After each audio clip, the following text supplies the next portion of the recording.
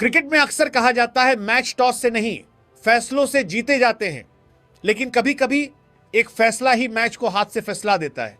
और आज के इस रोमांचक मुकाबले में ठीक वही हुआ जब केशव महाराज ने टॉस जीतकर पहले गेंदबाजी चुन ली। एक ऐसा फैसला जो बाद में आ बैल मुझे मार वाली कहावत को पूरी तरह सच साबित कर गया। 5 मैचों की इस टीबी सीरीज के दूसरे मुकाबले में जहां south Africa national cricket team पहले मैच की जीत के बाद पूरे आत्मविश्वास में थी, वहीं न्यूजीलैंड नेशनल क्रिकेट टीम के पास वापसी का सुनहरा मौका था और उन्होंने इस मौके को दोनों हाथों से लपक लिया। पिच बिल्कुल बल्लेबाजों के लिए मुफीद थी, गेंद बल्ले पर खूबसूरती से आ रही थी, बाउंस भी एकसार था और आउटफील्ड तेज। यानी साफ था कि जो टीम पहले बैटिंग करेगी वो 170-180 तक आसानी से पहुंच सकती है। इसके बावजूद महाराज का पहले गेंदबाजी का फैसला कहीं ना कहीं ओवर कॉन्फिडेंस या पिछले मैच की यादों का असर लग रहा था, जहां साउथ अफ्रीका ने कीवी टीम को सस्ते में समेट दिया था। लेकिन इस बार कहानी पूरी तरह अलग थी। डेवन कॉनवे और टॉम लैथम की ओपनिंग जोड़ी मैदान में उतरी तो उनके इरादे साफ थे, सावधानी के साथ आक्रामकता।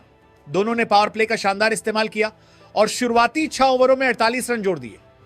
लैथम भले ही 10 गेंदों पर 11 रन बनाकर आउट हो गए, लेकिन उन्होंने कॉनवे के साथ मिलकर टीम को मजबूत प्लेटफॉर्म दे दिया। इसके बाद जब टिम रॉबिन्सन सिर्फ 1 रन बनाकर चलते बने और स्कोर 55 पर 2 विकेट हो गया, तब साउथ अफ्रीका को लगा कि मैच उनकी पकड़ में आ रहा है। लेकिन असली मजबूती दिखी कॉनवे की पारी में। उन्होंने न सिर्फ टिककर खेला बल्कि स्ट्राइक रोटेट करते हुए सही गेंदों पर बड़े शॉट भी लगाए।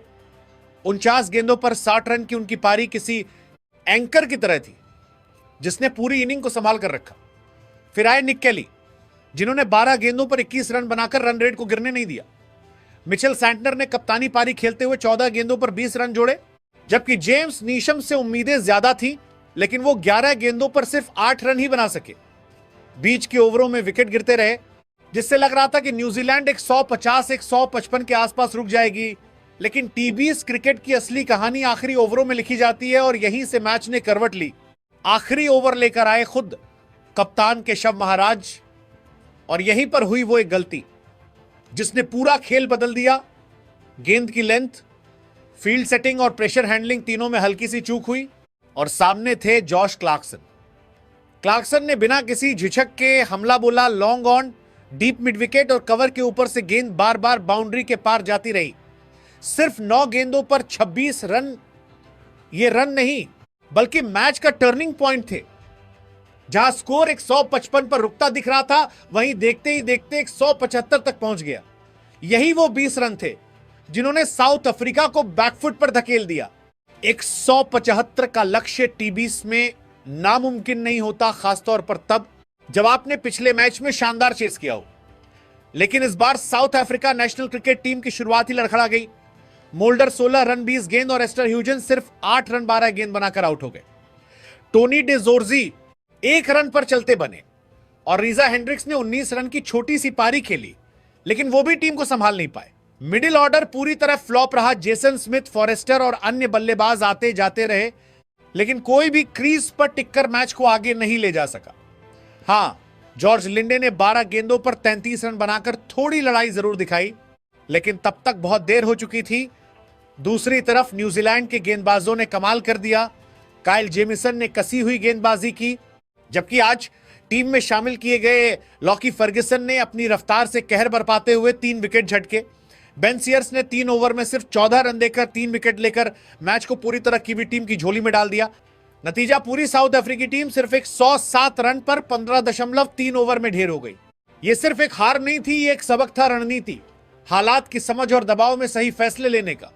न्यूजीलैंड नेशनल क्रिकेट टीम ने दिखा दिया कि अगर प्लानिंग सही हो और खिलाड़ी मौके पर खरे उतरे तो किसी भी मैच का रुख पलटा जा सकता है। वहीं south Africa national cricket team के लिए यह मैच एक कड़वी सीख बन गया कि टीबीएस क्रिकेट में एक छोटी सी गलती, एक गलत फैसला और पूरा मैच हाथ से निकल सकता है। सीरीज अब 1-1 से बराबर है और अब आगे की टक्कर और भी ज्यादा रोमांचक होने वाली है। कभी कभी क्रिकेट सिर्फ बैट और बॉल का खेल नहीं होता, बल्कि तजुर्बे, हालात की समझ और सही फैसलों की जंग बन जाता है। और south Africa national cricket team और न्यूजीलैंड नेशनल क्रिकेट टीम के बीच खेले गए इस मुकाबले ने यही सच्चाई एक बार फिर साफ कर दी।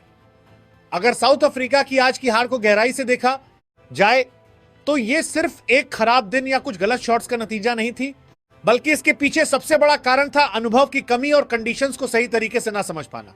दोनों टीमें अपने अपने सीनियर खिलाड़ियों के बिना मैदान में उतरी थी, लेकिन फर्क यहां पर साफ नजर आया कि कौन सी टीम अपने रिसोर्सेज का बेहतर इस्तेमाल कर पाई।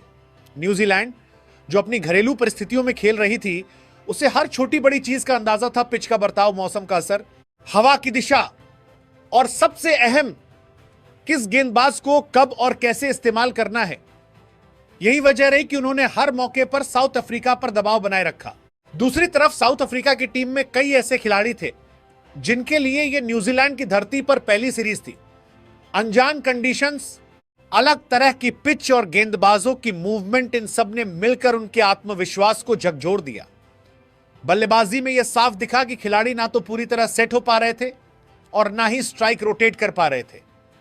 शुरुआत से ही विकेट गिरने का सिलसिला जारी रहा और जैसे जैसे दबाव बढ़ता गया, गलत फैसले भी बढ़ते गए। गेंदबाजी में भी वही कहानी दोहराई गई। लेंथ और लाइन में निरंतरता की कमी, सही समय पर सही बदलाव न कर पाना और डेथ ओवर्स में प्लानिंग का पूरी तरह फेल हो जाना। इसके उलट न्यूजीलैंड ने हर मोर्चे पर एक प्लान के साथ खेल दिखाया, चाहे वो लॉकी फर्ग्यूसन की रफ्तार हो, मिचेल सैंटनर की चतुर कप्तानी या फिर बेन सीयर्स की सटीक गेंदबाजी। हर खिलाड़ी ने अपनी भूमिका को पूरी जिम्मेदारी के साथ निभाया। यही नहीं, न्यूजीलैंड ने यह भी दिखाया कि घरेलू कंडीशंस का फायदा सिर्फ पिच को जानने से नहीं मिलता, बल्कि उस जानकारी को सही समय पर लागू करने से मिलता है। उन्होंने साउथ अफ्रीका के बल्लेबाजों की कमजोरियों को पहचाना, फील्ड सेटिंग उसी हिसाब से की और लगातार दबाव बनाकर रखा। वहीं साउथ अफ्रीका की टीम बार बार रिएक्ट करती नजर आई, प्रोएक्टिव होकर खेल को कंट्रोल करने की बजाय। यही वजह रही कि एक 175 जैसे लक्ष्य का पीछा करते हुए भी वो कभी मैच में वापसी करते नहीं दिखे। अब अगर आगे की बात करें तो साउथ अफ्रीका के लिए आने वाले तीनों मुकाबले आसान नहीं होने वाले। न्यूजीलैंड का आत्मविश्वास इस जीत के बाद 7वें आसमान पर होगा और वो उसी लय को बरकरार रखने की पूरी कोशिश करेंगे। वहीं साउथ अफ्रीका को अगर इस सीरीज में वापसी करनी है तो उन्हें सिर्फ स्किल्स ही नहीं बल्कि माइंडसेट भी बदलना होगा, कंडीशंस को जल्दी समझना, प्लेइंग 11 में सही कॉम्बिनेशन चुनना और सबसे अहम, दबाव के पलों में शांत रहकर सही फैसले लेना, वरना यह सीरीज धीरे धीरे उनके हाथों से फिसल सकती है। क्रिकेट में तजुर्बा कोई किताब पढ़कर नहीं आता, वो हर मैच, हर गलती और हर सीख से बनता है।